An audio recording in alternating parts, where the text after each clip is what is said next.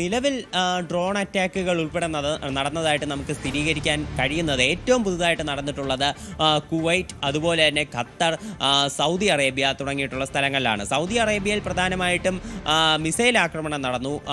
Ballistic മിസൈലുകളും അതുപോലെ തന്നെ cruise മിസൈലുകളും ഉപയോഗിച്ചുകൊണ്ടുള്ള ആക്രമണം നടന്നു. ഇതിനെല്ലാം പ്രതിരോധിക്കാൻ സാധിച്ചതായിട്ടാണ് സൗദി ഭരണാധികാരികൾ പറയുന്നത്.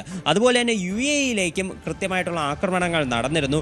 UAE-യിലേക്ക് എന്നാലും ചില മിസൈലുകളും ഡ്രോണുകളും പതിക്കുന്ന സാഹചര്യം കൂടി ഉണ്ടായി. ഒരു മിസൈലും 6 ഡ്രോണുകളും രാജ്യത്ത് പതിച്ചു.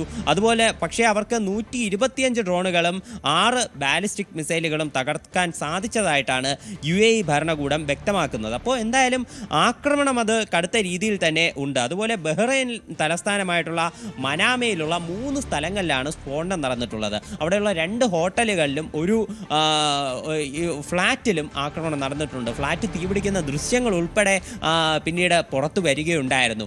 ഇവിടെയുള്ള ഒരു ഇസ്രയേലിൻ്റെ എംബസി കേന്ദ്രീകരിച്ചാണ്, ബഹ്റൈനിലെ ഇസ്രയേൽ എംബസി കേന്ദ്രീകരിച്ചാണ് ഡ്രോൺ ആക്രമണം നടന്നതെങ്കിലും മറ്റ് ചില ജനവാസ മേഖലകളിലേക്ക് കൂടി ഇതിൻ്റെ ഒരു ആഘാതം പടരുകയായിരുന്നു. പ്രധാനമായിട്ടും ഈ പശ്ചിമേഷ്യയിൽ ഒരു മിസൈൽ ആക്രമണം അല്ലെങ്കിൽ ഡ്രോൺ വഴി നേരിട്ടുള്ള സ്ട്രൈക്കുകൾ നടക്കുന്നത് പ്രധാനമായിട്ടും അവരുടെ US സൈനിക ബേസുകളും അതുപോലെ തന്നെ ഇസ്രയേലിൻ്റെ എംബസികളും കേന്ദ്രീകരിച്ചുകൊണ്ടാണ്.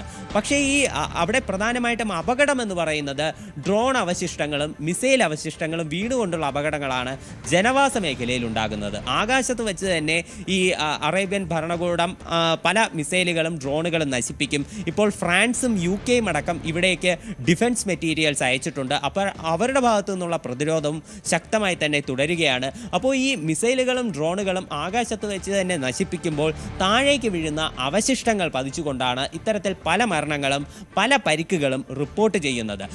മലയാളികൾ ഉൾപ്പെടെ ചില ദൃശ്യങ്ങൾ പുറത്തുവിട്ടതും അത്തരത്തിലാണ്. ആകാശത്ത് ഡ്രോണുകൾ ഉൾപ്പെടെ പായുന്ന ദൃശ്യങ്ങൾ രാത്രികാലങ്ങളിൽ പുറത്തുവിട്ട ദൃശ്യങ്ങളുണ്ട്. അപ്പോൾ ഇത്തരം ചില ദൃശ്യങ്ങൾ തന്നെ വ്യക്തമാണ്. ഈ അവശിഷ്ടങ്ങൾ വീണിട്ടുള്ള പരിക്കുകളാണ് പലപ്പോഴും ജനവാസ മേഖലയിലേക്ക് വരുന്നത്.